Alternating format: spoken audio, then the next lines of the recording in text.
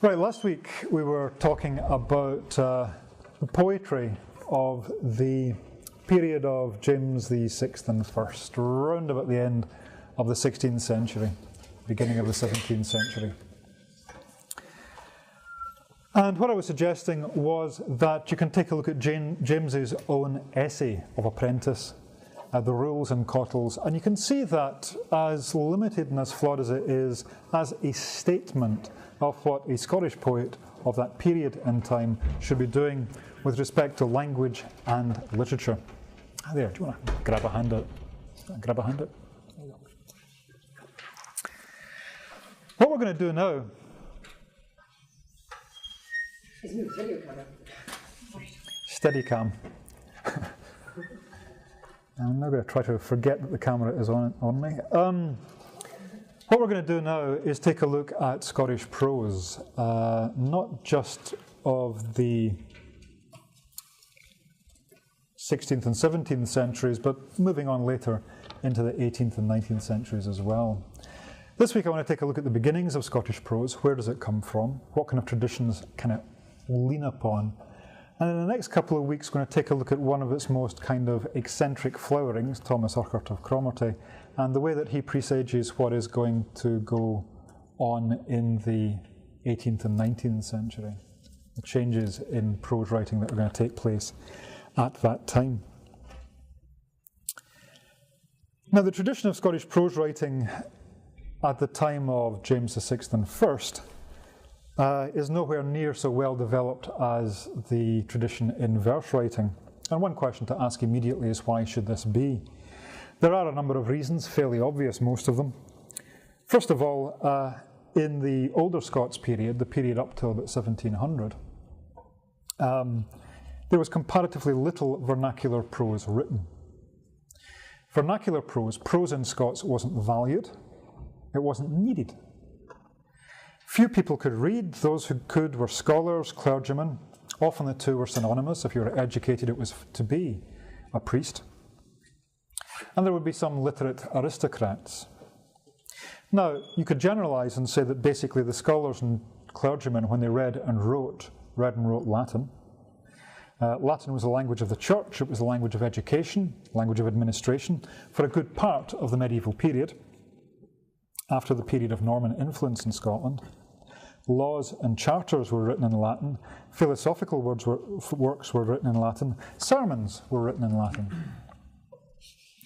In England, there are reports of sermons delivered in the vernacular in English, but significantly, when others were writing these sermons down to keep a written record of them, they wrote them in Latin.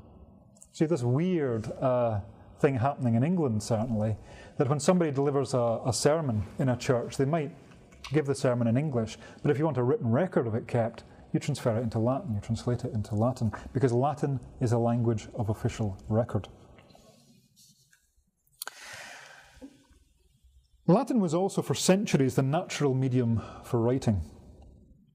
After the Norman period begins, if the aristocrats wanted to read or listen to literature for pleasure rather than for education or instrumental purposes, they would read a French romance or have it read to them. The romance would probably be in verse. Prose was not thought fit for pleasurable or literary discourse. As we saw last week, James VI even thought rhyming couplets were a bit too pedestrian for poetry. Rhyming couplets would be the language of histories. So if you're writing a history in the vernacular, it would be written in French. Well, it would be written in the French vernacular for a start, or it would be written in an official language of record like Latin.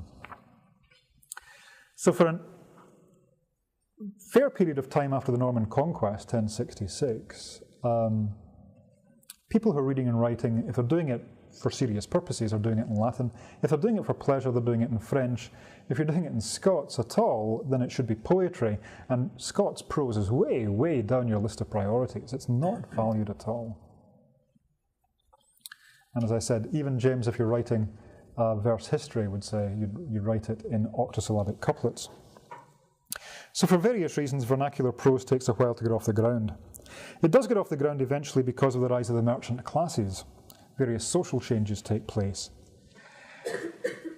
As the merchant classes in Scotland become more powerful, there's an increasing demand for administrative prose in the vernacular in Scots, in the language that the merchant classes can read.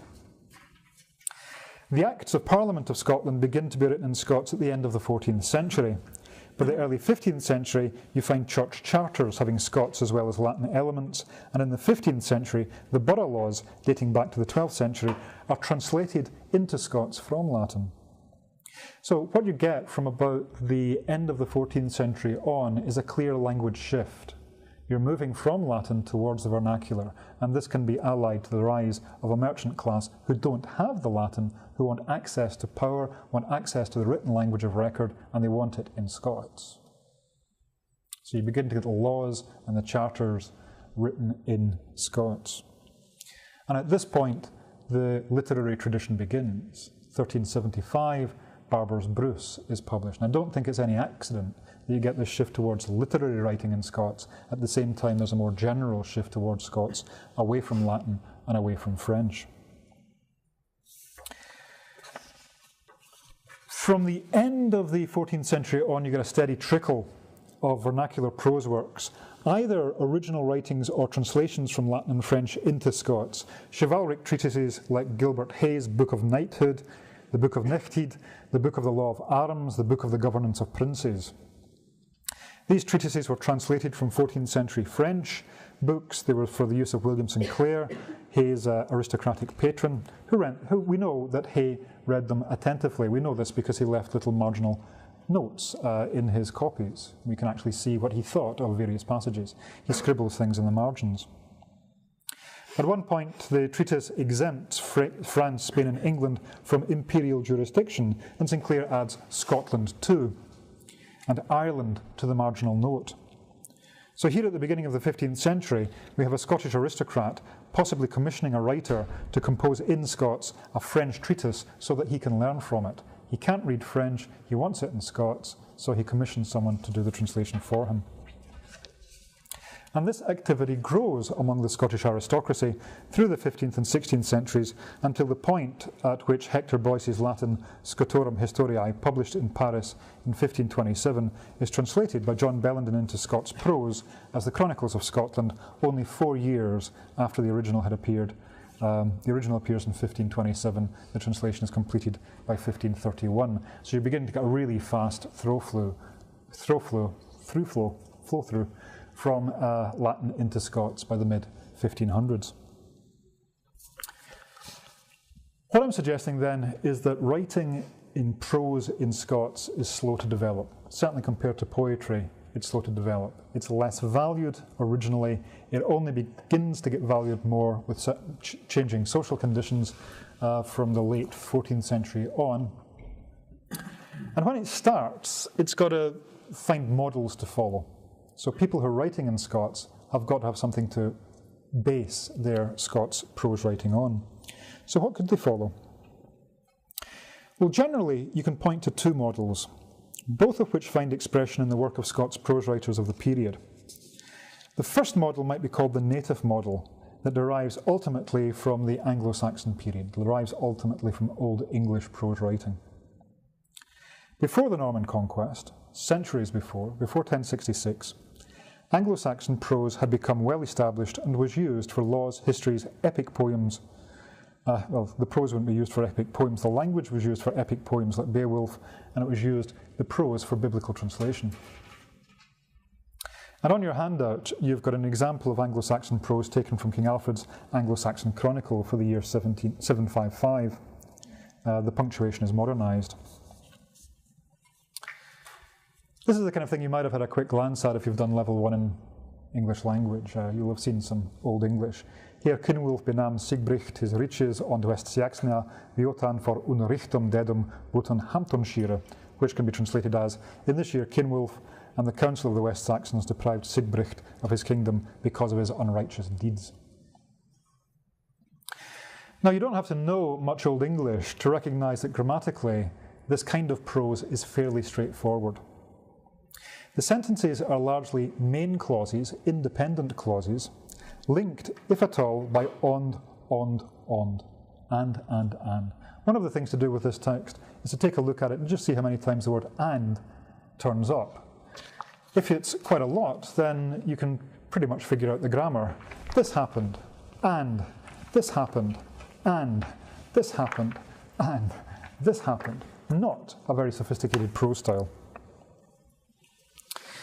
If you've done level 1 English language, you'll remember there are two ways of making sentences in English, basically. You can link together sentences using things like and or but, or you can use what's called subordination, subordinate clauses, using subordinate conjunctions like because, unless, although, if. And if you do that, you're putting sentences inside other sentences and making what are called complex sentences. But we don't have many complex sentences here. Here we have a string of independent clauses just loosely linked together. This is a prose style that seems to grow naturally out of the spoken medium. If you look at the grammatical units, they often fall into two stress units. Herr Kinwulf benam Siegbrich his riches and Westjaksna Jotan for unrichtum dedum. Two stresses per unit. And it looks pretty much like what is happening here is people are taking a spoken medium and turning it into writing it down. And they're using the kind of grammar that you associate with speech. This kind of written prose did survive the Norman conquest of 1066. Copies of the writings of Anglo-Saxon writers like Alfrich and Wulfstan continued to be made, and we must assume that they were understood until at least about the year 1200. At that point, perhaps people began to understand them less and less. New texts in the rapidly evolving Middle English were written based on this Anglo-Saxon tradition, however, in particular homilies or sermon-like essays on religious subjects, and moral values that obviously appeal to the spoken medium. Speech, too, tends to rely pretty much on sentences linked with things like and or but. So that's one model. Based on speech, going back to the Old English period, very much grammatically simple and kind of falling into rhythmic units. The second available model for Scots prose was quite different. It came from the continent. We've already seen that in the post-Norman conquest period, French and Latin were the languages of most English and Scottish written texts. The French influence substantially changed the nature of English itself. The Norman conquest marks the boundary between Old and Middle English. At the end of the 12th century, when new vernacular English texts were being composed, then written French models were also available for exploitation. Translations from French introduced into English and then into Scots grammatical patterns that were peculiarly French. This happens with translation. I don't know if any of you have done modern languages to any extent, but if you've been asked ever to sit down with a German text or a French text and translate that into English, you begin to find yourself using French grammatical patterns, German grammatical patterns. You're tempted to use the structures of the source. The same with Latin, but I don't think anybody actually studies Latin anymore. Now, this is what begins to happen when people begin to use the vernacular, but they're translating from French, translating from Latin. They're also literate in Latin and French. They've been taught in Latin and French in ways that they have not been taught to write vernacular prose. So there is a strong tendency to import structures from French and Latin into Scots. And this is what begins to happen. Something like this process is also happening around the world today because of cable television. You can see this process happening. When I was living in Brazil a few years ago, I used to watch American and European television on cable channels. I don't know if you've watched cable channels if you've ever been abroad in hotel bedrooms. Often you get this in English, but with subtitles in the language of the country in which you're inhabiting. So I was watching English programs with Portuguese subtitles. And one of the interesting things is that the people who are watching these programs tend to be teenagers. And they're watching programs like Friends and That 70s Show. Does that mean anything to anybody? That 70s Show. God-awful program. But it's called in Brazil, it's called That 70s Show. And you get it in English with these Portuguese subtitles. Now, the trouble is that these Portuguese subtitles are translated from English into a format that can fit the bottom of the television screen. So it's unidiomatic. It's very strange Portuguese. It's the kind of thing that people would not naturally say to each other unless They're teenagers who are trying to imitate the style of the people in Friends and That 70s Show. So they're beginning to use structures that are imported through the translation of subtitles onto their television screens. And they're beginning to sound less like their parents and grandparents because of this.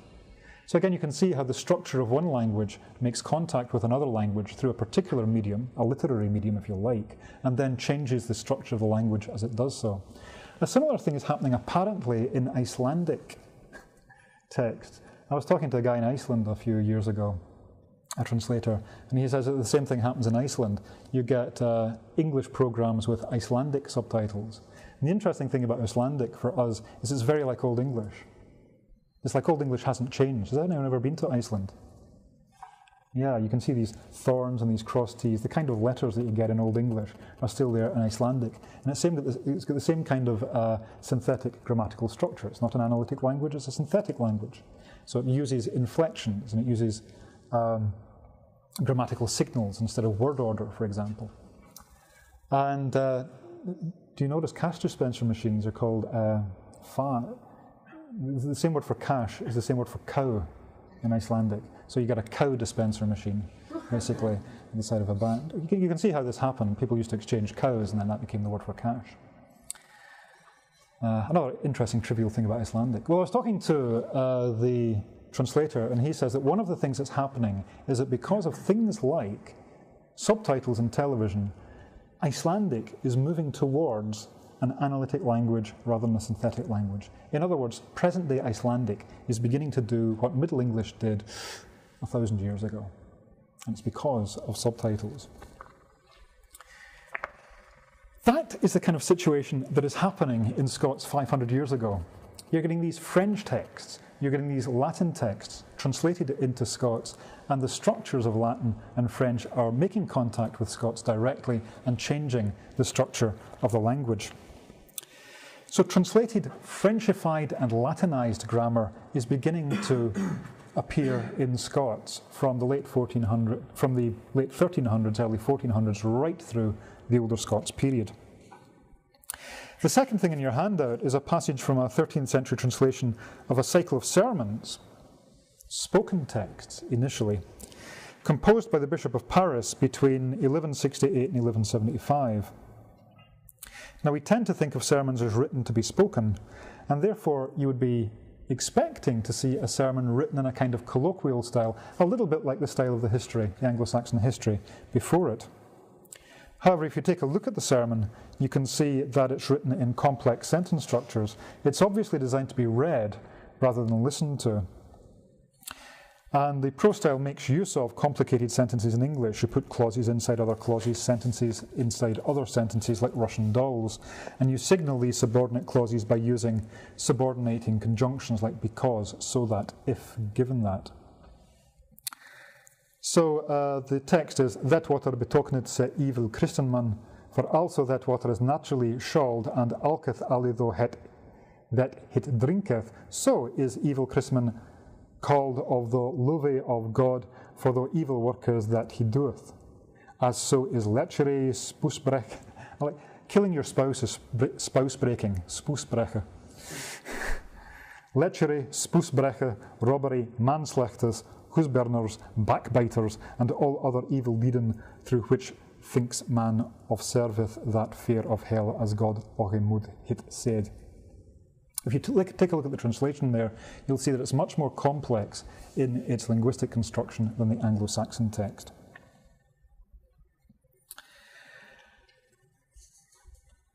It's interesting to take a look at what happens when people translate texts. If you're taking a look at a more specifically Scottish text, you can take a look at Henryson's Orpheus and Eurydice. And you can compare it with Geoffrey Chaucer's prose version in his translation of Boethius's Latin, The Consolation of Philosophy. Now, if you've read Henryson's Orpheus and Eurydice, you will know that Boethius is one of Henryson's sources. Henryson read him in Latin. He didn't read the Chaucerian version. But Chaucer uses the same source and simply gives you a prose translation into Middle English. And what I'd encourage you to do is to take a look at Chaucer's Middle English prose version and Henryson's poetic version and compare the level of syntactic complexity in these two. One of the things that I would suggest that you'll find is that Chaucer's translation is much more complex than Henryson's much looser poetic version. Chaucer uses a fair amount of coordinate clauses, but he also uses a lot of subordinate structures in his translation. And these, again, I'm suggesting, will be influenced by the Latin. So these are the two models. One which is native, goes back to Old English, is based in speech. One which is based on language contact, is continental, and goes towards the grammatical structures of French and Latin. How does this actually work out in the Scottish histories then?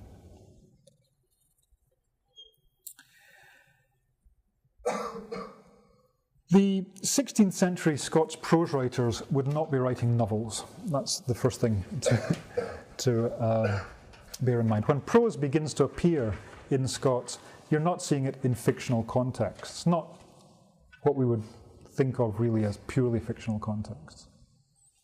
When prose begins to appear, it's in these things, these treatises, these educational works. And the things that are most like fiction in the 16th century are the histories. They tell stories. So you get the rise of a historiographical tradition in Scots vernacular prose writing, and this will eventually form the basis of a fictional prose tradition. So if we want to take a look at the origins of the fictional tradition, we can take a look at the histories in the 16th century. Now, the prose writers of the 16th century tend to fall into the native or the continental camp. So they're either following the Old English model or the continental model. That is, they employ coordinate sentence structures keeping pretty much to speech rhythms, or they employ more complex sentence patterns and appeal less to the ear than to the eye. Some look as if they're written to be listened to, some look as if they're written to be read. At their most complex, the continental type of prose writing contains grammatical structures called periodic sentences, or simply periods. Now, these sentences were self-consciously literary forms. They're adopted by European vernacular writers from Latin models, and they display an intricate relationship between the clauses. The idea about a period is that it's supposed to contain a complete thought. That's why it's called a period. You think your thought, you develop it, you embellish it, and when it's over, you've got a full stop. And a period can be quite a sophisticated thing to keep control of. It's quite a complex piece of sentence structure with a number of qualifications or balanced propositions, and if you're writing in periods, it's an indication that you are a polished, elegant thinker as well as writer. And it's written for polished and elegant readers, so it's paying a compliment to the reader as well. So the complex period is quite a different thing from the kind of colloquial coordinate structure. Periodic sentences became more popular towards the end of the 16th century, and they reached their climax in the work of Sir Thomas Urquhart of Cromarty, the guy that we'll look at next week. One of the things that you'll find about Thomas Urquhart's writing is that he can actually construct sentences or periods that go on for at least a page. He never seems to stop. It's like a 12-inch record rather than a 45 single, if you remember that far back. He just writes these great big long periods. But staying in the 16th century for the time being, we can see the two traditions in the work of two very different Scots historians, John Leslie, Bishop of Ross, author of the History of Scotland, 1579, and Robert Lindsay ap Scotti, author of the History and Chronicles of Scotland, around about 1577-79.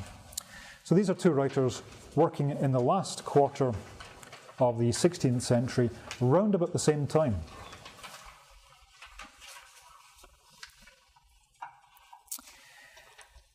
I want to point you first of all to John Leslie's work, The History of Scotland. He wrote this history for Mary Queen of Scots. He presented it to her in 1579, and he relates her ill-fated marriage in 1558 to the Dauphin. It wasn't a kind of cross-species marriage. The Dauphin was the Prince of France at the time.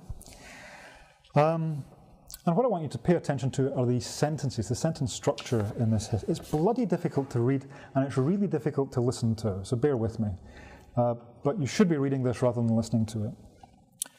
All things necessary for the marriage of the Queen of Scots with the Dolphin being prepared, and the whole nobility and estates of the realm of France being convened at Paris upon the 20th day of April, 1558, in the great hall of the palace of the Louvre, in presence of King Henry of France, of the Queen, his wife, and great number of cardinals, dukes, earls, bishops, and noblemen.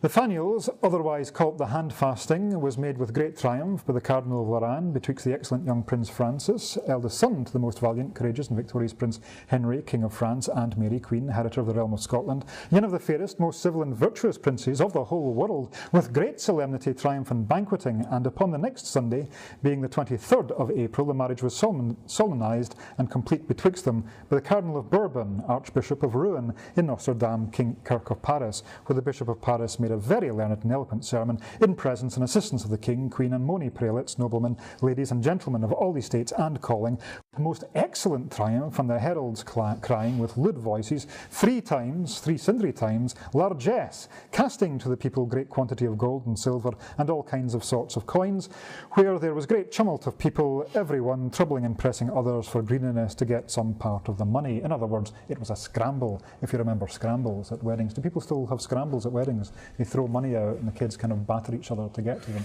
So basically this is a long, very involved description of a royal scramble. One sentence, half a page. Murder to read.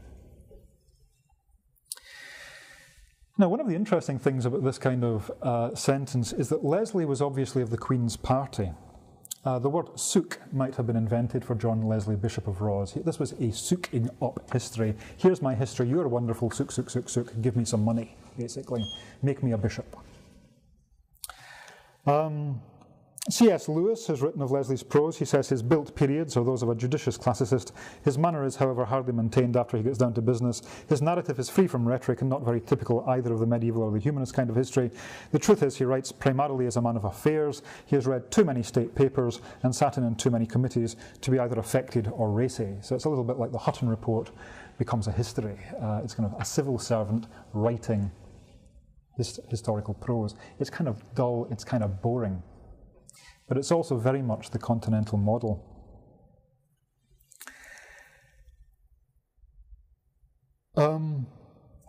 Leslie was a man of affairs. He was the Bishop of Ross. He was a member of Mary's Privy Council. He was the leader of a commission into the revision of Scots law. When Mary's fortunes fell, he was imprisoned in England and he was threatened with a rack. On his release from prison, he went to the continent and he died in an Augustinian monastery near Brussels. And this is an important thing to remember. He was of the Catholic party. And it becomes increasingly obvious in Scotland that when the Catholic party is writing histories, this is the kind of history that they write, these long, complex, continental histories. Now, Robert Lindsay of Pitscottie was a Protestant, and he seems to have written his history as a direct rebuttal of Leslie's history, basically putting the Protestant case instead of the Catholic case. His ideology is different, and his style is different.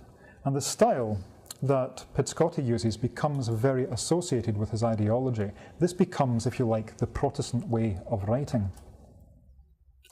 One of my favourite bits in Pitscottie's history is the death of James IV on the field of Flodden. And it is much more colloquial, it's much easier to read, and I hope it'll be much easier to listen to. Then the great battle of England, led by the Lord Halbert, who was under his father the Earl of Surrey, governor in that battle, who come furiously upon the king to the number of 20,000 men. But the king's battle encountered him cruelly, and fought manfully on both the sides with uncertain victory, while that the streams of blood ran on either side so abundantly that all the fields and waters was made reed with the confluence thereof. The Earl of Huntly then and the Lord of Hume standing in an arrayed battle, who had won the vanguard afore, and a few of their men either hurt or slain, the Earl of Huntly desired at the Lord Hume that he would help the king and rescue him in his extremity, for he said he was overset with multitude of men. Notwithstanding, the Lord Hume answered the Earl of Huntly in this manner, saying, He does weal that does for himself. We have fought our vanguard else, and won the same. Therefore let the Leif do their part as we. The Earl of Huntly answered again, and said he could not suffer his native prince to be o'ercome with his enemies before his een. Therefore called his men together by slughorn and sound of trumpet to have passed it to the king. But, or he come, all was defeat neither side, that few or nane was living, neither in the king's part nor in the other. Some says, there come four men upon four horse, riding to the field with four spears, and wisp upon every spearhead, to be a sign and witter to them, that every one of them should know another. They rade in the field and horsed the king, and brought him forth of the field on a June hackney. But some says they had him in the merse betwixt Dunse and Kelso. What they did with him there I cannot tell, but yon man 10 year after Conficket of Slochter offered to the Duke of Albany for his life to let him see the place where the prince was ended, to the taken he should let him see his belt of iron lying beside him in the grave. But notwithstanding this ban got no audience by them that was about them, the Duke of Albany, who decided not at that time that sick things should be known. That's a fantastic piece of writing. It's a bit like Braveheart meets the X-Files. You've got this wonderful battle scene. The king is killed, and at the end, 4 ghostly, mysterious horsemen, obviously conspirators, ride up. Nobody knows who they are, but they've got standards so they know each other. They take the king's body and they spirit it away. Nobody knows where the king's body is. Is he dead? Is he alive? Is he captured? The Duke of Albany knows, but he's not telling anybody. So you get this wonderfully kind of oral history, if you like. Much more of it is based on speech rhythms and coordinate clauses. C.S. Lewis again talks about Pitscotty, and he links Pitscotty's history with what he calls that old school of chronicling, with the rhetorical histories of the humanists displaced, the kind of history which is still saga, full of the sharp sayings and tragic deaths of great men. And I think what C.S. Lewis is doing there is recognising that Pitscotty's history goes back to the native models, the Anglo-Saxon chronicles, that underlie this kind of history writing. In this extract, we actually get direct speech, which you don't get in the Leslie extract, and this is the closest we can ever now get to the speech of our ancestors. Now, there are similarities. Both Leslie and Pitscotty writes prose in Scots. In Pitscotty in particular, we find Scots spellings, the now familiar QUH spelling, the spellings read and heed for red and head, the notwithstanding. There are Scots grammatical markers such as the AND present participle inflection, the IT past form, the IS present inflection, the N plural for in. And there are singular nouns with numerals like four horse, 10 year, which again is a Scots feature. So they're both writing in Scots, but their style is very different, and Leslie and Pitscotty can be seen as two poles of 16th century Scots prose writing. Leslie following a continental classical style influenced by French and ultimately Latin models, and Pitscotty following a native style, linking him to the old chroniclers of the Anglo-Saxon period. Leslie's prose is good. I'm not knocking Leslie's style. It's ornate, it's careful, it's written to be read, it's written to be savoured. You look at the long sentence, you look at the balance in it, you enjoy the way that he's put it together because you've got the time when you're reading it to do that. Pitscotty's is dramatic, it's fast-moving, it's written to be performed orally, if only in your inner ear. The 16th century prose writer who blends these two styles most effectively is also the writer who's often accused of pushing Scots prose in the direction of English, and that's John Knox. And I want to finish off for the last 5 minutes or so by looking at an example from Knox's History of the Reformation, a third piece of historiographical writing. Now, this extract describes the murder of Cardinal Beaton, a revenge killing for the martyrdom of the Protestant George Wishart. Knox is concerned to portray the murder as justified, the murderers as noble, and the cardinal as sinful and deserving of his fate. So it's a very, very ideologically biased piece of work. But he also wants to tell a good story. Now, a couple of minutes ago I was making a rather crude distinction between, if you like, continental models being associated with Catholic writing and native models being associated with the plain style or Protestant writing. One of the interesting things about John Knox, obviously a key Protestant figure, is that he actually blends the two styles. And he blends the two styles dramatically. So in other words, he uses one when it's important to advance the story, and he uses the other when he wants to hit a high note, a kind of rhetorical purple patch. So I want you to, when I'm reading this, think about which of the styles is being used at any particular moment. Is it the continental style? Is it the native style? What's the effect that Knox is trying to achieve? So, the murder of Cardinal Beaton. The Cardinal, a-walking with the shoots, asked from his window what meant that noise. It was answered that Normand Leslie had taken his castle. Which understand, he ran to the postern, but perceiving the passage to be kept with it, he returned quickly to his charmer, took his twa-handed sword, and gat his chamber child, cast kists and other impediments to the door.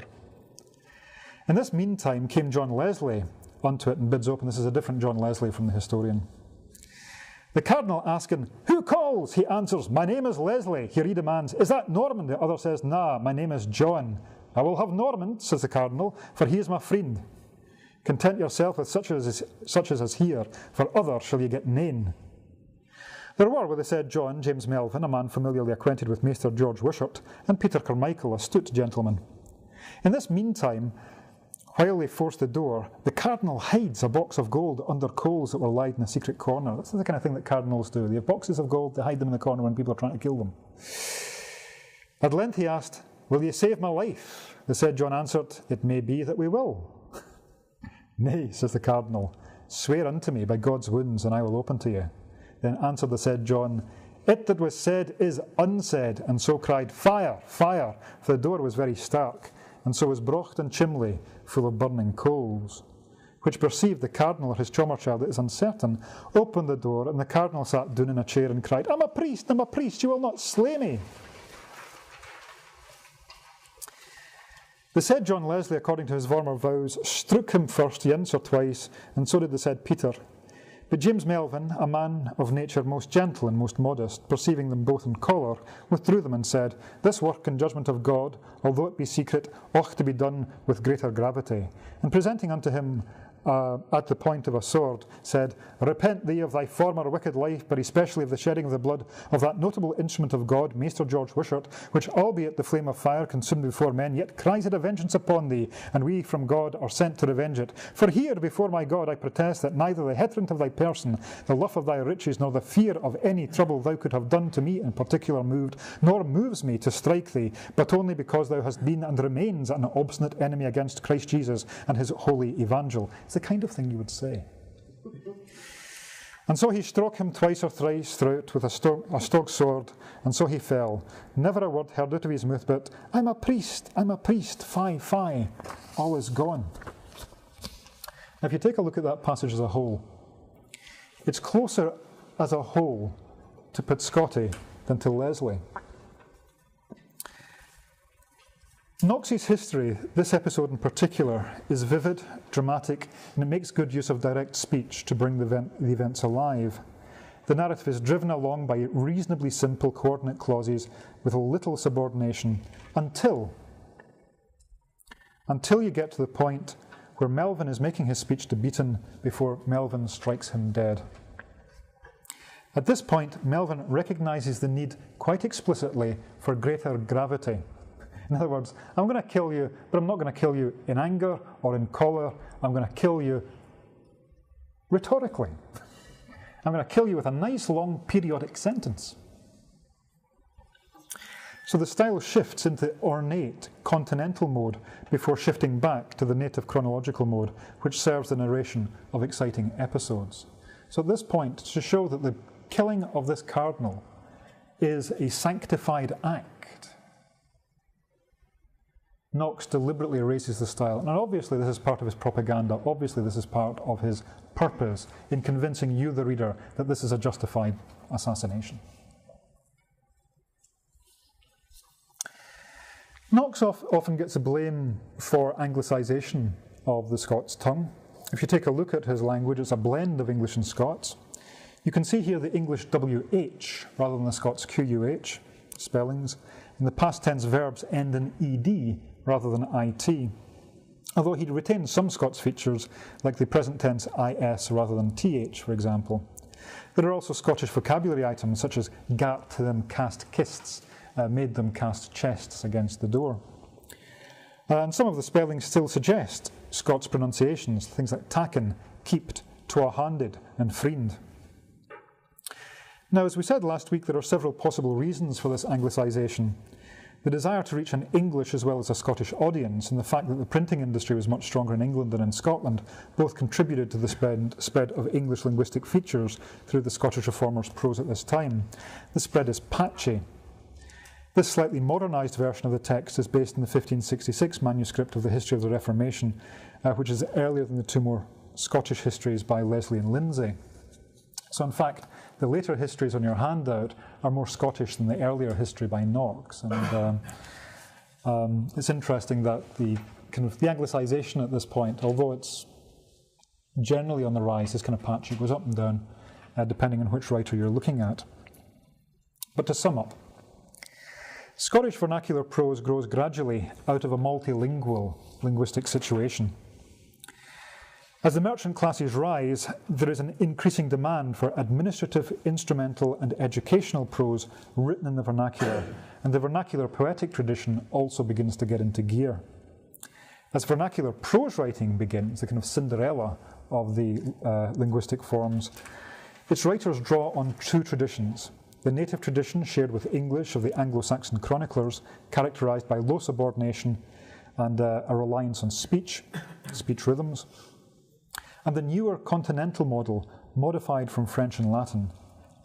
The importation of long, complex periodic sentences is accelerated by the fact that many of the prose writings were in fact translations.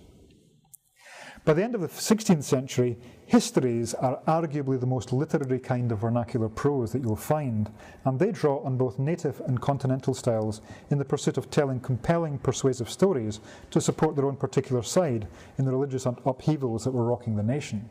These are texts that are in a contentious political situation, the Reformation. The Protestant reformers in particular became identified with a plain, straightforward prose style, with some exceptions like George Buchanan, but in general they became identified with a plain, straightforward prose style. And they also became identified with an increasing anglicisation.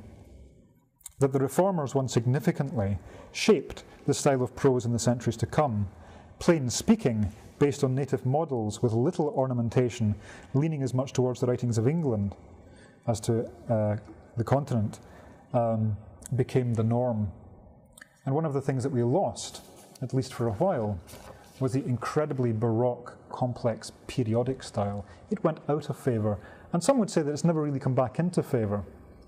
But its best exponent, and its most eccentric exponent, is Thomas Urquhart of Cromarty, and he's the guy that we'll take a look at next week. Okay, good afternoon. What I want to do today is to take a look at one of my favourite Scottish writers, Thomas Urquhart of Cromarty, whose work is represented in Ronnie Jack's anthology, the Mercat Anthology of Early Scottish Literature. Parts of the Jewel are there. He is a strange writer, that has to be said. He's not always readable. There are long pages of incoherent, indigestible prose, but he's certainly unique and he's certainly strange. And in top form, there's nobody in Scottish literature like him.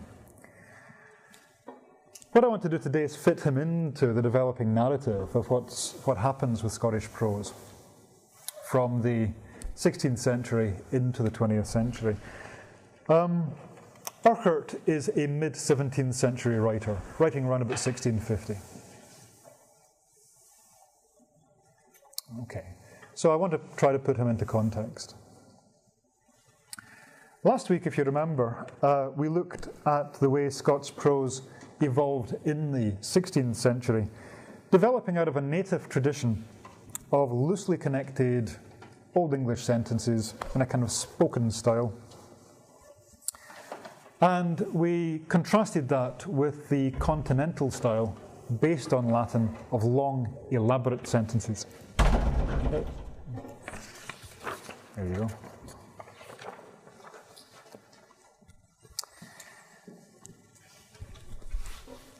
In the 16th century, you don't really have literary prose. You have administrative prose, you have historiographical prose.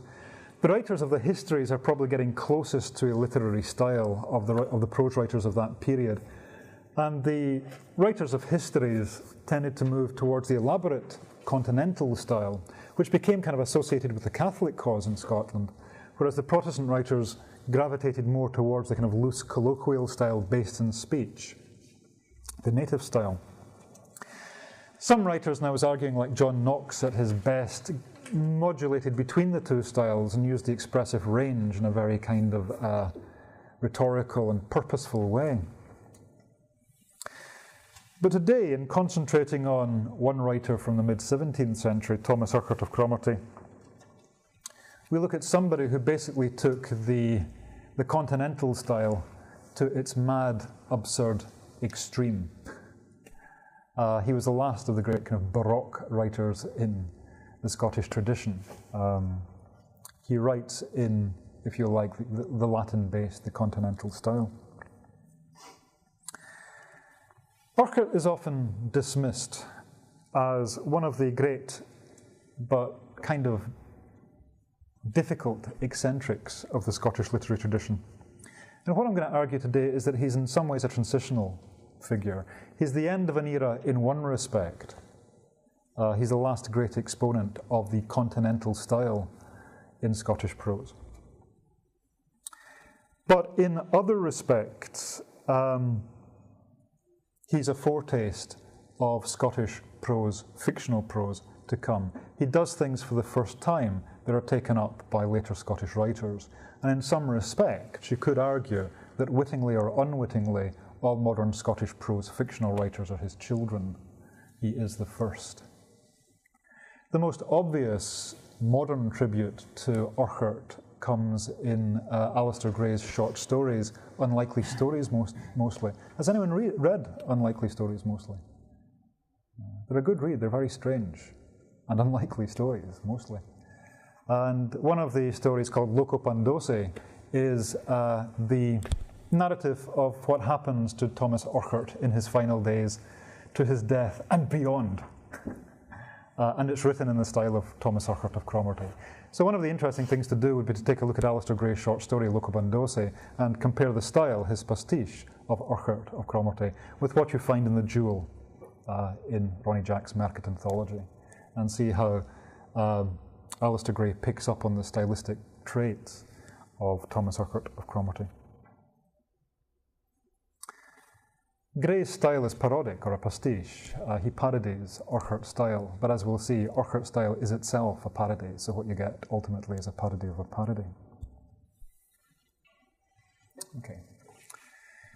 With Thomas Urquhart, we're beginning to move into the modern period. He was born in 1611 into a Scotland that was then part of the United Kingdom, so he's a British writer, if you like. He's born into that United Kingdom context. His family was Catholic turned Episcopalian, and in the disputes between church and crown that punctuated the 17th century, Urquhart was essentially a royalist, and I think that's important, because I think also if you see this highly elegant Baroque style being associated with a tendency towards Episcopalianism, Catholicism, then that fits. He fits the picture. Urquhart went to Aberdeen University at the age of 11, as you do at that period of time. He didn't graduate, but he went and he travelled in Europe. And he returned to Scotland when civil war was threatening, when it was clear that his father's refusal to sign the Covenant was putting his father in a difficult position. When Aberdeen was taken by Covenanting forces in 1640, Urquhart fled to England, where he was accepted into the court circle because his family were royalist supporters. And Urquhart was knighted in 1641. He became Sir Thomas Urquhart. And it was in the court in England that Urquhart began to write, and he was writing for the court circle that was then based in England. He started off by writing 2 books of little epigrams, which still receive very little critical attention because they're short and they're boring and they're fairly conventional. And they are nothing like what he later writes. And then he wrote a book on trigonometry, which, if anything, established his reputation as someone who is barking mad. And I think on your handout, yep, on your handout you've got a little bit from his book on trigonometry. Now, did anybody study maths at school to any stage whatsoever? If you studied maths at school, you'll have done this. And the question is, do you recognize it?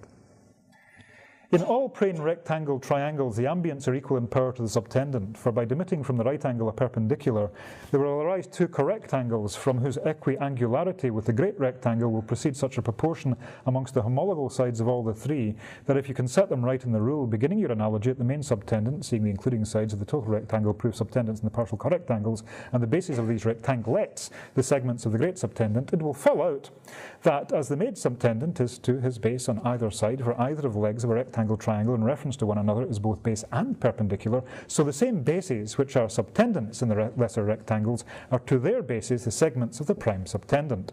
Then, by the golden rule, we find that the multiplying of the middle terms, which is nothing else but the squaring of the comprehending sides of the prime rectangular, affords two products equal to the oblongs made of the great subtendent and his respective segments, the aggregate whereof by equation is the same with the square of the chief subtendent or hypotenusa, which was to be demonstrated.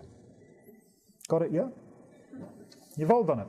What this means is that in a right angled triangle, the square of the hypotenuse is equal to the sum of the squares of the other two sides. It's Pythagoras' theorem. But God Almighty, did that help? Give that to a class of, 12-year-olds studying for their standard grade in maths. Right, what I'm going to tell you is in all plane rectangle triangles and all right-angled triangles, the square of the hypotenuse is equal to the square of the other two sides.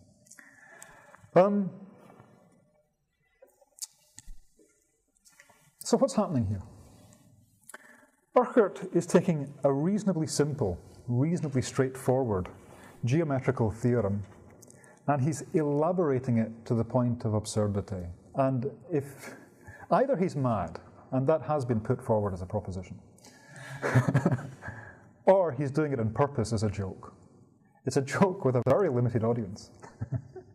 And he has a whole book like this. So the entire book goes on like this. You can see the Trisotetras, the joke trigonometry book, it's called the Trisotetras, as a parody of the continental style of prose writing. You have here the kind of things that we were talking about last week. You have the long periodic sentences built up of subordinate clauses, parentheses, embedded phrases, almost to infinity. So he's parodying the style of trigonometry books. Or he seems to be parodying the style of trigonometry books. With Urquhart, you're never quite sure. Certainly, as with many parodies, Urquhart seems in love with the object of his parody. There's an infectious energy to the willful obscurity of this joke geometry treatise. The obscure Greek terms, the technical neologisms, and new words give the treatise the attraction, to me at least, of nonsense poetry. It's like reading Jabberwocky or something. And it might be argued that a Scot writing in English, still at the time for Urquhart a foreign dialect, if not a foreign language, is more likely to accentuate the foreignness of his written medium. He's writing in effectively what is a foreign variety for him. It's a strategy used much later in prose by James Joyce in Finnegan's Wake, and in poetry by Hugh MacDiarmid, the later poems in synthetic English, like On a Raised Beach, for example. And Urquhart's English, like the English of many Scottish and Irish writers, is artificial, it's constructed, it's never straightforward. But it's a weird way to enter literary life, a joke trigonometry book. Anyway, that's how he starts. Urquhart remained part of the court circle in England for 3 more years. However, on the death of his father, he returned to Scotland to manage the estate in Cromarty. And he combined this management of the estate with spells abroad. In 1649, his king, Charles I, the guy who had knighted him a few years earlier, was executed, and because he was part of the court circle, he was obviously appalled at this. And in 1650, Urquhart joined the royalist cause in Scotland against the Republican side in England, led by Cromwell. He was at the Battle of Worcester, and he was captured at the Battle of Worcester, and then he spent some time imprisoned in the Tower of London and then in Windsor Castle. So he's back in England, he's back at the centre of the power, but this time he's a prisoner, he's not part of the court circle. And if you read Alistair Gray's short story, one of the funniest things in Alistair Gray's short story is he has Urquhart locked up in the Tower of London, and he's visited by Cromwell's secretary, and Cromwell's secretary is John Milton, the author of Paradise Lost. And there is this tremendous conversation between John Milton and Thomas Urquhart, in which is completely at cross purposes. They're both talking about translating the greatest book ever written, and Milton is talking about the Bible, and Urquhart is talking about Rabelais, and they don't actually realize this for quite a long time. One result of Urquhart's imprisonment in fact, rather than in fiction, was that Urquhart was told that his lands in Scotland would be forfeited if he could not demonstrate that he deserved to keep possession of them. And yeah, so Urquhart decided that the best way to demonstrate his worth, his value, was to set about writing and publishing 4 books between 1652 and 1653 to prove that he is an important writer and intellectual. A heroic figure from a noble family. So his first book, which is called the Pantochronicanon, I'm never terribly sure how to pronounce Urquhart's books, the Pantochronicanon constructs a family tree for the Urquhart family that ends with Urquhart and begins with Adam. So he traces his line right back to Adam. So that kind of proves he's noble. The second one, which is better known, was called Excubalauron, and is better and more easily known as the Jewel, and that's what is excerpted in the Mercat Anthology. You've got bits of that in the Mercat Anthology, the Jewel.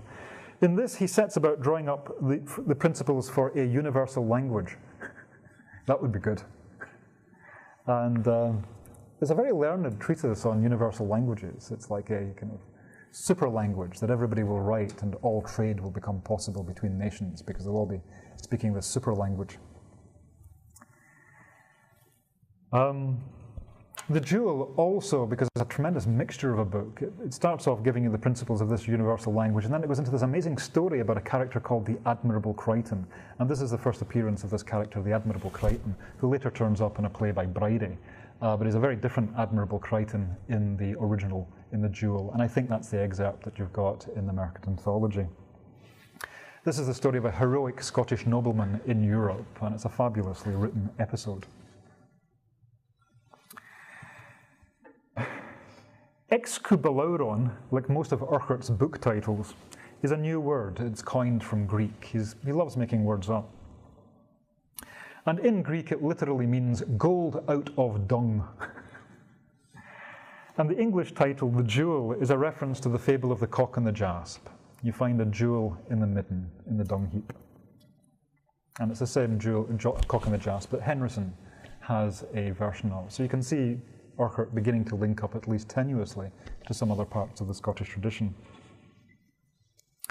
The third of his 4 books, Logopandectaeison, is largely a reprint of The Jewel. He basically writes it again because he's running out of time. But he has some additional passages attacking his foes and creditors.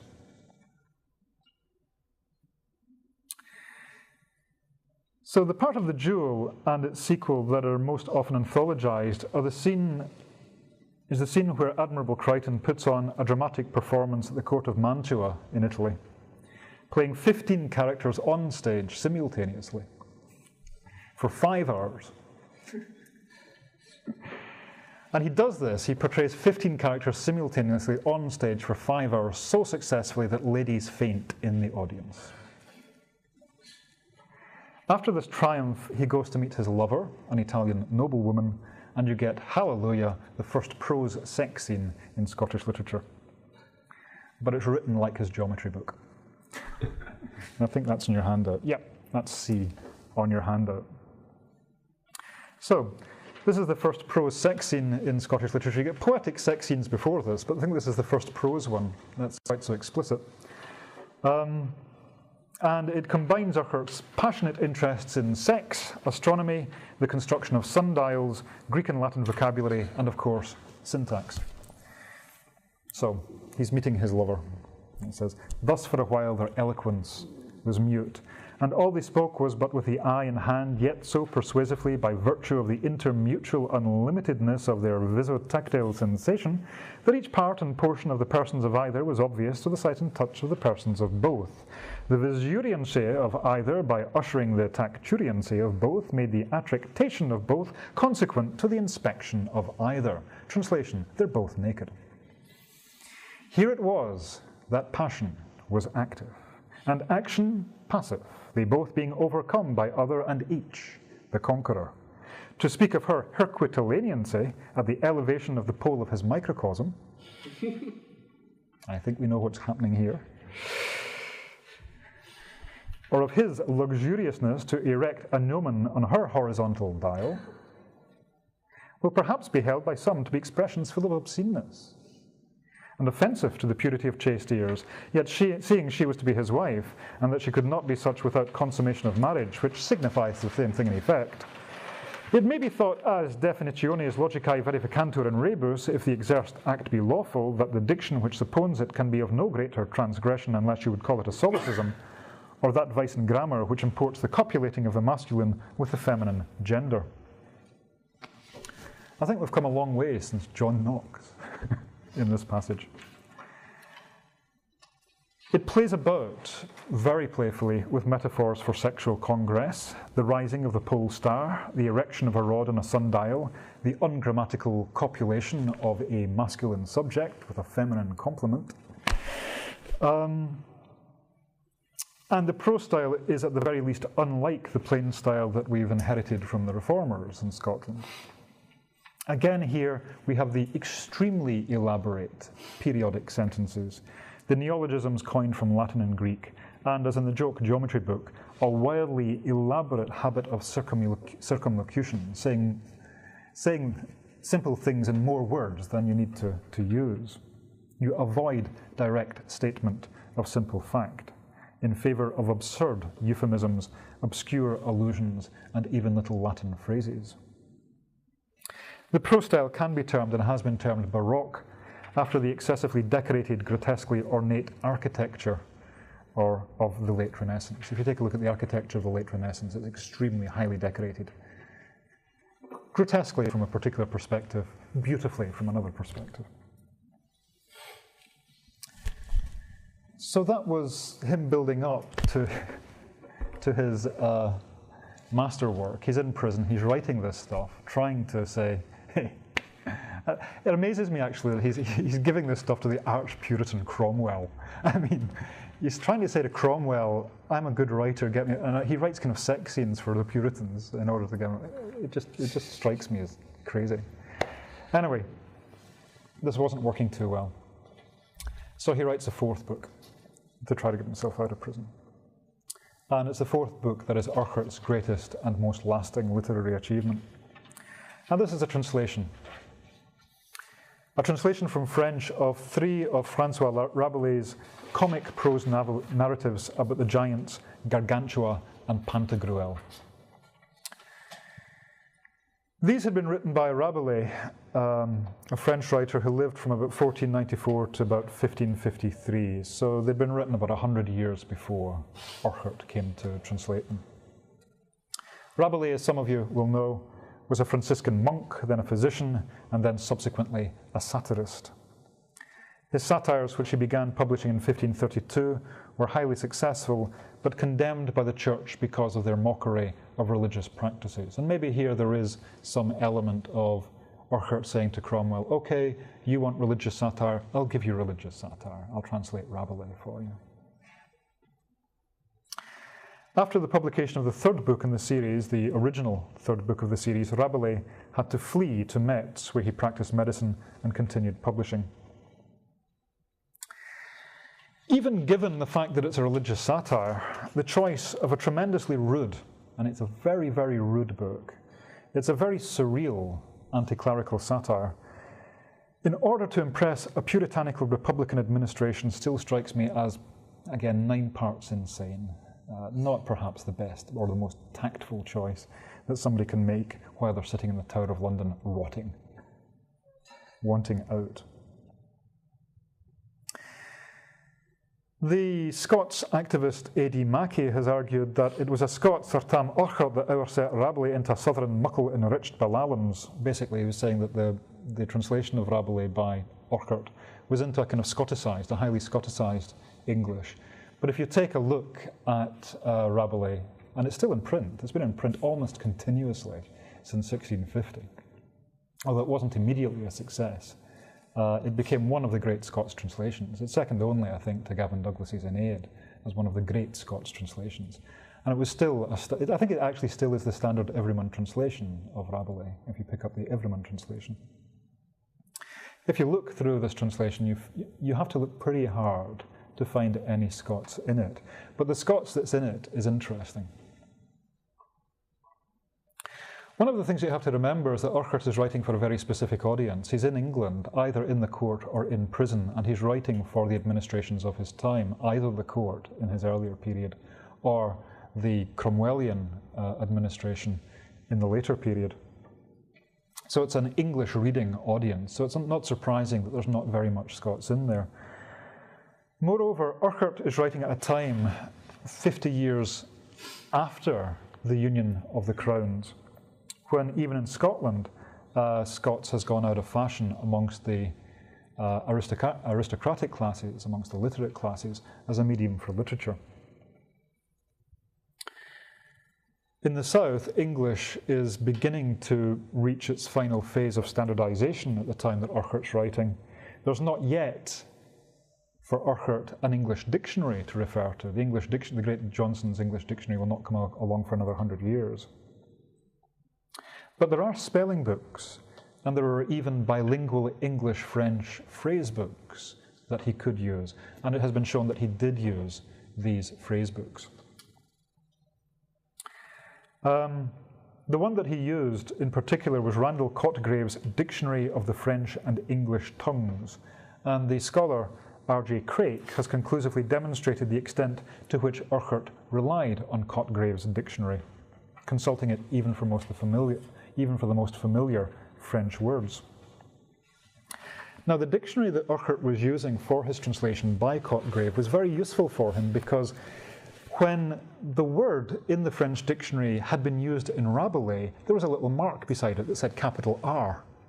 So it was a dictionary really for those people who wanted to read Rabelais. So it was kind of the perfect dictionary for Urquhart as a translator. And Rabelais, like Urquhart, loved inventing words, so he introduced a lot of new words into the French language. Now, it's often been said that Urquhart outdoes Rabelais, that where Rabelais is extravagant, Urquhart is super extravagant. When Rabelais uses 3 words for something, Urquhart uses 9. But this is partly because Urquhart was using this bloody dictionary. And if you look in the Cotgrave dictionary and you get a word for Rabelais, Cotgrave gives you kind of 3 possible choices for the translation of these words. And Urquhart uses them all. I don't know if you've ever translated French at school, and you go to your French dictionary and you say, okay, maison, house, home, building, okay, whichever one, use them all. What you get is a work that is at least 3/4 longer than the original, and that's what Urquhart comes up with. As Craik comments about Urquhart's translation, to the already grotesque and gigantic world of Gargantua and Pantagruel, the transplanting of Cotgrave's synonyms and variants adds still more colour, while leaving unaltered the structural details of Rabelais' tale. Once the reader is familiar with Urquhart's expansive methods, he may suspect the occasions when Cotgrave is consulted, especially when he encounters short lists or pairs of words joined by and or. So he just throws everything in there. Urquhart's use of Cotgrave as a point of linguistic reference is significant in the steady decline in the use of Scots in the 17th century as a formal, public, high-style language. Cotgrave's, after all, is a dictionary of French and English, and there were no dictionaries of French and Scots. So if you're a Scottish writer, you have to begin to rely on English reference works, particularly if you're doing things like translation. So as a translator, Urquhart again had to depend on sources that pushed him further towards English usage and away from Scots usage. Even so, if you do look hard enough, there are places in his translation of Rabelais where Scots can be found. And when you do find them, as I said, it's interesting to see how he's using it and why he's using Scots. I want to focus on two examples. The first occurs when two of the massive, surreal, strange characters in the story, Pantagruel meets Panurge. These are two giants wandering around France, meeting people and having kind of episodic adventures. So the giant Pantagruel comes upon another giant called Panurge. And the problem is they begin to talk and they speak in different languages. So they've got to attempt to communicate. So they try different languages out. Some of the languages are real, some of the languages Rabelais invents, some of the languages Urquhart in his translation invents too. So they try German, doesn't work. Italian, doesn't work. Spanish, doesn't work. Dutch, nope. Basque, nope. Danish, nope. Hebrew, nope. Greek, no. Latin, no. So they try puzzlatory. That doesn't work. They try buffoonish. That doesn't work. And then, in the sequence of strange, obscure, weird, and fictional languages, you get the third part, the third thing on your, or the fourth thing on your D on your handout. Then said Panurge, Lard, gest thou be so virtuous by intelligence as thy body shall be natural, ruleth, thou should of me pity have, for nature has us equally made, but fortune some exalted has, and use deprave it. Nonetheless, thus my virtuous deprave it, and virtuous men describe us, for an en ye lad en is not good. That doesn't work either. Nobody can understand what that means. Yet less, said Pantagruel. So again, you get another failure of communication. And as you can see, it's kind of nonsensical. The interesting thing about this nonsense is that it's Scots. It's Scots nonsense. It's older Scots nonsense. There are elements in it that are obviously old. The Y that you find here in ye is actually the. So it's the old the form, th form. So it's not ye, it's the. And that's old-fashioned by this time. You get Scots spellings here. Shall, S-C-H-A-L-L. So, S-U-A. You get Scots grammatical features. Exaltit, I-T. Depravit, I-T. Describes, descrivus. Anen, anen, anent. And good, G-U-D. Good. It's a good Scottish pronunciation. Good. Sometimes G-U-I-D, but here G-U-D. If it means anything, it means something like, Lord, if you are so virtuous by intelligence as your body shall be naturally merciful, you should have pity on me, for nature has made us equally, but fortune has exalted some and deprived others. But it's difficult to make out the rest. What I'm suggesting is significant about this passage for the history of Scots is that Urquhart is explicitly associating older Scots texts with obscure and unreadable languages. Puzzlatory, buffoonish, and then something that looks like older Scots. Half a century after the Union of the Crowns, and a single lifetime after the Union of the Crowns, 50 short years, the very language written at the Scottish court during James VI's tenancy in Scotland is now regarded as archaic, obscure, double Dutch, and fit matter for a joke.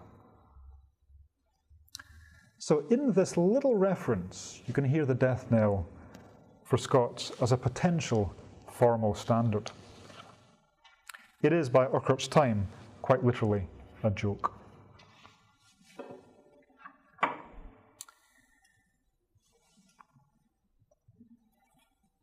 What future is there then for Scottish prose after Urquhart?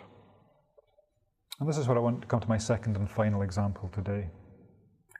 In another brief passage from Pantagruel, Urquhart gives us a clue about where Scots can go. The older Scots style, the slightly archaic, exalted prose that is represented by the histories, for example, at the end of the period of Mary Queen of Scots and the beginning of the period of James VI, that seems to have gone. That point is over. But in the translation, in another passage, the giant Pantagruel encounters a pretentious student. There's nothing worse than a pretentious student, especially giants. Giants do not like pretentious students. And this is a pretentious student from Limoges. And Limoges is like, well, Aberdeen, let's face it. I apologise to anybody from Aberdeen who's in the room, but, you know, it's, in French terms, it's a little bit out in the stinks. Okay. So this is a Limousin, a pretentious French student from Limoges. And this pretentious student makes the mistake, when speaking to Pantagruel, of affecting to be a kind of intellectual student from Paris, and he uses a highly Latinized, high-style vocabulary to begin to talk to the giant. And the giant decides to take him down a peg. And this is in your handout too. "By God," said Pantagruel, "I will teach you to speak. But first come hither and tell me whence thou art." To this the scholar answered, "The primeval origin of my aves nataves was indigenary of the Limovic regions, where requiesceth the corpor of the Hediotat St. Martial." "I understand thee very well," said Pantagruel. "When all comes to all, thou art a Limousin, and thou wilt here by thy affected speech counterfeit the Parisians. Well now, come hither, I must show thee a new trick, and handsomely give thee comfit." With this he took him by the throat, saying to him, "Thou flayest the Latin, by St. John, I will make thee flay the fox, for I will now flay thee alive." Then began the poor Limousin to cry, "Ha, guid master, ha, Lord my help, St. Marshal, ha, I'm worried. Ha, my thrapple, the bean of my crag is broke. Ha, for God's sake, let me lean, master, whoa, whoa, whoa." "Now," said Pantagruel, "thou speakst naturally." And so let him go, for the poor Limousin had totally bewrayed and thoroughly con-shit his breeches. Don't mess with giants. It's translated in the 20th century. You've got this in your handout as well.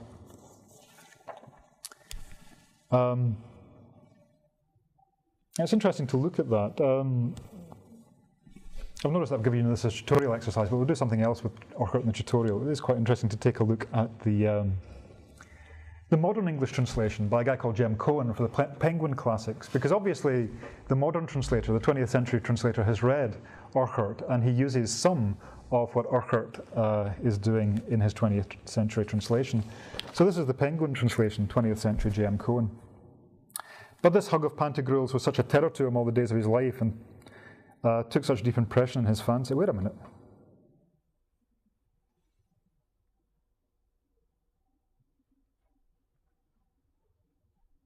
Oh no, sorry. Yeah, sorry, it's further down. "By God," cried Pantagruel, "I'll teach you to speak, but before I do so, tell me one thing. Where do you come from?" It's further down the same page. To which the scholar replied, "The primeval origin of my aves nataves was indigenous to the Limovic regions, where requiesces the corpus of the Hadiotate St. Martial."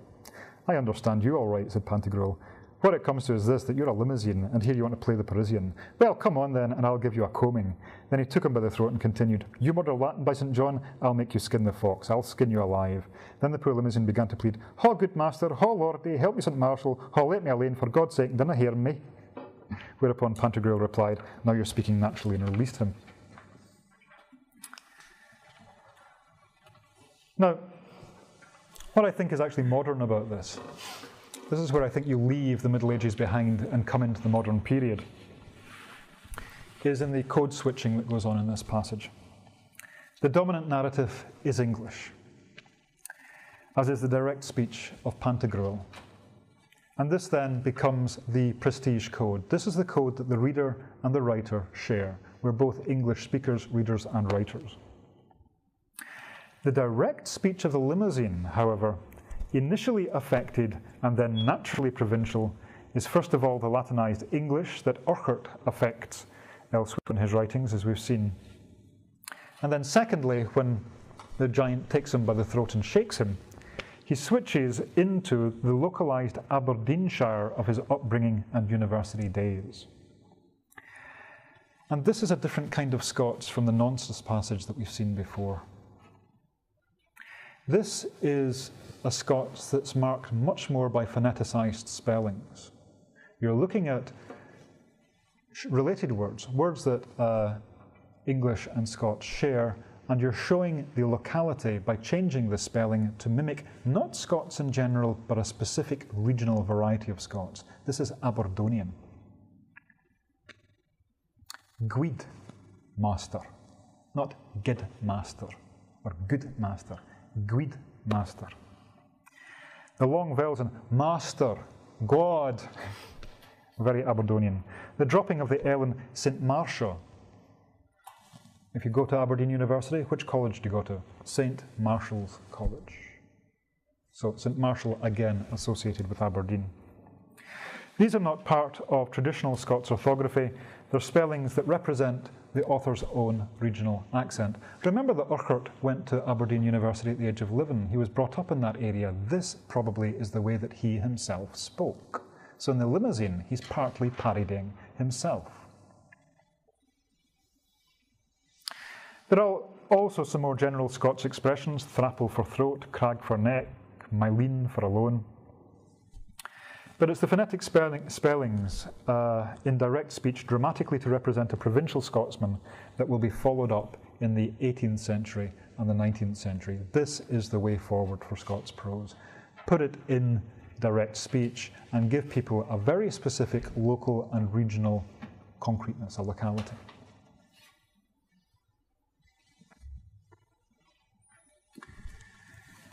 The final point that I'd want to make about this is that the Limousin is an object of mockery in this passage. Linguistic mockery and social mockery. He's a provincial, he's a student. You know, we all make fun of students. We all make fun of provincials. He speaks in a funny way, he's affected, he's pretentious. In the first part of the episode, he uses this Latin-drenched, Greek-trenched, high-style, continental style, Baroque style that is very, very much like Urquhart's own writing in most of his books. So even when he's affecting the pretentious Latinized style, Urquhart seems to be parodying himself. The Limousin begins by speaking the way that Urquhart usually writes. Then, as we've said, when he's shaken by the throat, he reverts into his natural speech, which would be Urquhart's own spoken idiom. It's therefore all the more poignant as well as ironic when a few lines after the encounter with Pantagruel, and this is the bit that I started reading, but it's in between the two quotations that I gave you. It's all the more poignant when a few lines after the encounter with the giant Pantagruel, we are told that the Limousin died of an enormous thirst, and that this is evidence of divine vengeance on those who use affected language. What the hell is Urquhart telling us there? That people that write like him are going to be punished by God? I still have difficulty knowing what the message of it is. It's a kind of self-parody to an extreme style. I think Urquhart is not talked about as much as he could be or should be. Possibly this is because none of his books made much impact at the time that he wrote them. They were perhaps considered too eccentric, and the lack of response made Urquhart abandon his translation of Rabelais after Book 3. He never completed the translation. It was actually completed by somebody else, Pierre de la Motte. Later readers and writers, after his death, readers and writers began to recognize his worth.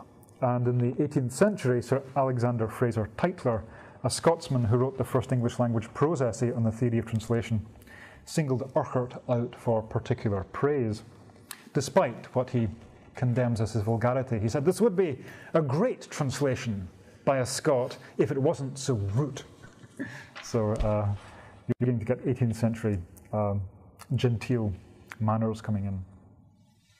The Urquhart translation of Rabelais is by common consent the finest of all English language versions and remains in print to this day, as I've said in the Everyman edition. And Urquhart influences all later translations of Rabelais into English, including J.M. Cohen's modern translation. If you compare the modern translation with Urquhart's translation, you'll see that where Urquhart changes his limousine into an Aberdonian, Cohen simply changes him into a Scot. Cohen's limousine is not so regionally specific as Urquhart's. Instead of Guid, you've got good, for example, and he's speaking in standard Scots. He's not as specified as Urquhart's.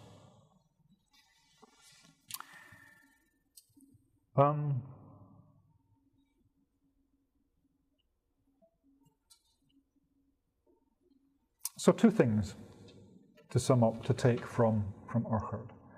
First of all, his translation of Rabelais probably marks the end of older Scots writing. That reference, that very, very brief reference to older Scots writing in the context of buffoonish and puzzlatory, seems to say nobody's going to read older Scots writing anymore, nobody can understand it, it's archaic, it's old-fashioned, it's funny. But as well as the end of one period, he possibly marks the beginning of another period. The use of regional Scots to mark social and regional specificity. The fact that he uses an Aberdonian in the limousine episode in the direct speech, altering the spellings to give you a sense of the local identity of the limousine, that seems to be the way forward. And that's what the writers who are not yet born of the Scottish vernacular revival will begin to do. They'll start writing a Scots that is very much more a regional literature. Okay, see you next week.